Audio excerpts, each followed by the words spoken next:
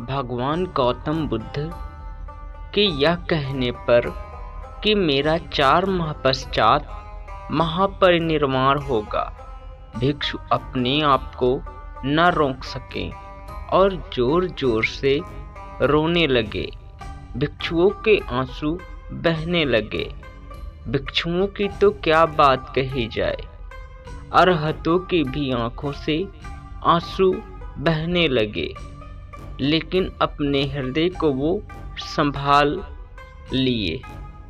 उन भिक्षुओं में से एक धम्माराम नाम के स्थिविर थे ने यह सोचकर कि मैं अभी राग रहित नहीं हुआ हूँ और शास्ता का महापरिनिर्वाण होने जा रहा है, इसलिए शास्ता के रहते ही मुझे अरहत प्राप्त कर लेना चाहिए।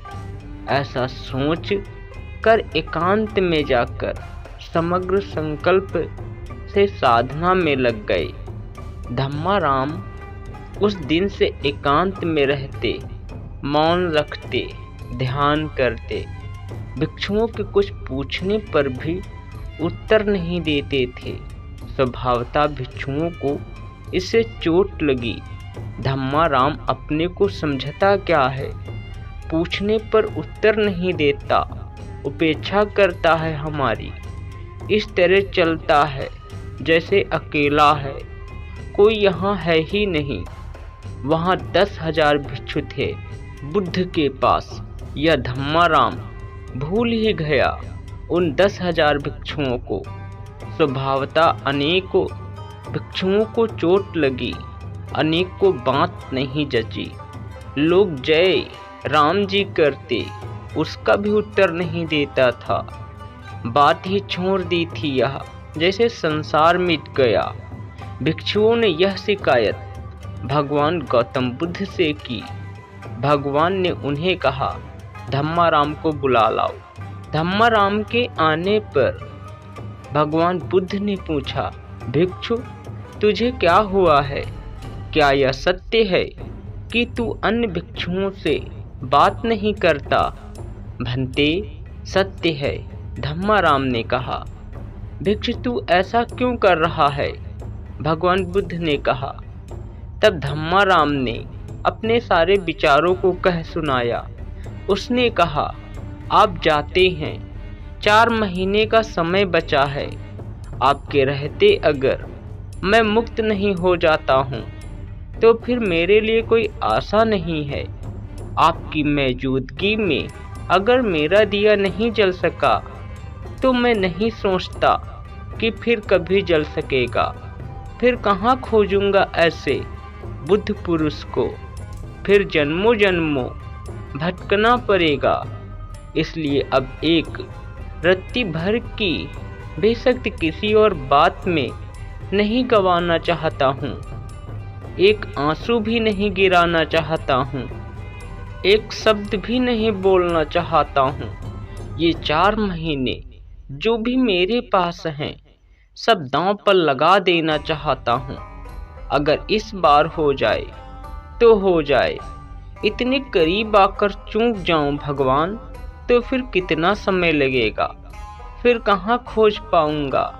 फिर कब कोई बुद्ध पुरुष से मिलना होगा या ना होगा? अब बुद्धों की तो भीड़ है, एक खोजो 1000 मिलते हैं, लेकिन बुद्ध पुरुषों को कहाँ खोजूंगा? हजारों जन्म बीत जाएंगे और शायद है भटक जाऊं। आपके रहते न पहुंच पाया तो अकेले बिल्कुल भटक जाऊंगा। यह सोचकर मैंने सारी ऊर्जा को अपने भीतर समाहित कर लिया है। अब मेरे पास 3 ही काम हैं। एकांत यानी दूसरों को भूल जाना, मौन यानी दूसरों से वाणी से संबंध न जोड़ना, और ध्यान यानी भीतर विचार की तरंगों को विसर्जित कर देना। ये 3 उपाय हैं समाधि के, दूसरे नहीं है। जैसे ऐसे जीना, अपने पास कहने को कुछ भी नहीं है, बोलने को कुछ भी नहीं है, ऐसे जीना। और अपने भीतर सोचने को भी क्या है, सब कूड़ा करकट है।